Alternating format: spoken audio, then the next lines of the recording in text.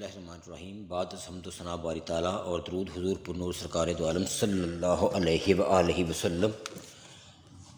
9 مئی قریب ہے، 3 تاریخ ہو گئی ہے آج۔ اسی پر بات کریں گے۔ مئی کے پہلے عشرے میں شادی بیاہ، سالگرہ منانا، پکنک و پارٹیاں کرنا، حتیٰ کہ ہنسنا بھی سختی سے ممنوع ہے۔ البتہ آپ تنہائی میں بیٹھ کر ہلکا پھلکا مسکرا سکتے ہیں، وہ بھی اس صورت میں اجازت ہے کہ جب آپ کسی مہان چوتیے کا یہ بیان سنیں کہ ہمارا سیاست سے کوئی تعلق نہیں۔ ایک یوٹیوبر کو یہ کہتے سنا ہے کہ 9 مئی کمپنی کی تشریف کا پھوڑا بن چکا ہے، نہ اٹھنے دے گا نہ بیٹھنے دے گا، ہر وقت تکلیف میں مبتلا رکھے گا۔ 9 مئی کی برسی آنے والی ہے، ہمارے سوالات وہی ہیں۔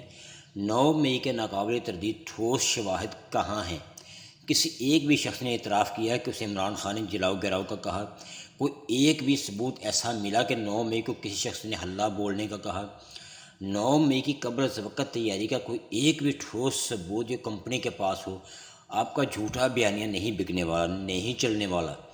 ایک ایسی دیوار ہے جسے عطا تارر جیسے لوگ یاجوج ماجوج کی طرح ساری رات لمبی لمبی زبانوں سے چاٹتے ہیں اور پھر یہ سوچ کر سو جاتے ہیں کہ صبح اٹھیں گے تو 2-4 زبانیں چلائیں گے اور یہ دیوار گر جائے گی۔ لیکن پی ٹی آئی کی یہ دیوار اس قدر مضبوط ہے کہ جب صبح اٹھ کر دیکھتے ہیں تو دیوار پہلے سے بھی زیادہ مضبوط ہو چکی ہوتی ہے۔ 9 مئی کو عوام کبھی نہیں بھولے گی۔ جو ہاتھ عمران خان کے گریبان پر ڈالا وہ خان پہ نہیں بلکہ عوام کی عزت، جنون، عشق اور شعور کی توہین تھی۔ ایک وقت آئے گا کہ تم لوگ ہاتھ جوڑ کر کہو گے کہ خدا را 9 مئی کو بھول جاؤ، لیکن عوام بھولنے نہیں دے گی۔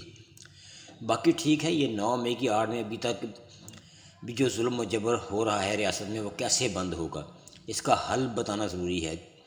لوگوں کو ابھی بھی اٹھایا جا رہا ہے، دھمکایا جا رہا ہے۔ کیا حق سچ پر بات کرنا غلط ہے کیا؟ جو بھی سوالات کرتا ہے وہی دشمن ہے ان کا۔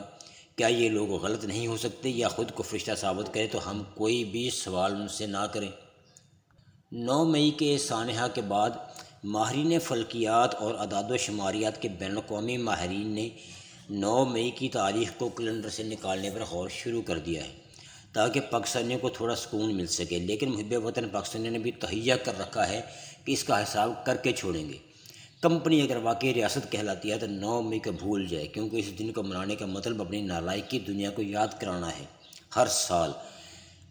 تو بہتر ہے ایسے دنوں کو بھول جائیں۔ ہاں، اسلامو فوبیا ڈے کو پرجوش طریقے سے منایا جائے تاکہ دنیا کو اس دن یاد کرایا جائے کہ خبردار کوئی ایسی ویسی جرات نہ کرنا۔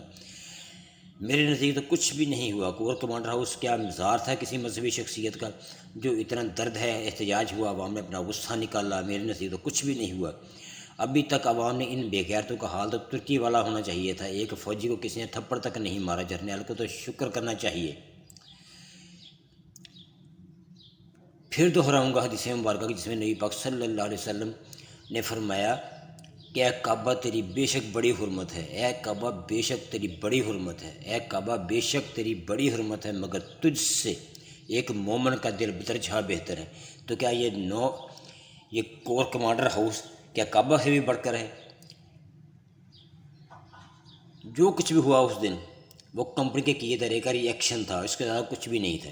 پھر کہوں گا کہ مئی کے پہلے عشرے میں شادی بیاہ، سالگرہ منانا، پکنک اور پارٹیاں کرنا، حتیٰ کہ ہنسنا بھی سختی سے ممنوع ہے۔ البتہ آپ تنہائی میں بیٹھ کر ہلکا پھلکا مسکرا سکتے ہیں، وہ بھی اس صورت اجازت ہے جب آپ کسی مہان چوتیے کا یہ بیان سنیں کہ ہمارا سیاست سے کوئی تعلق نہیں۔ ملتے ہیں اگلے ولاگ میں، تب تک کے لیے اپنا خیال رکھیے گا۔ خدا حافظ۔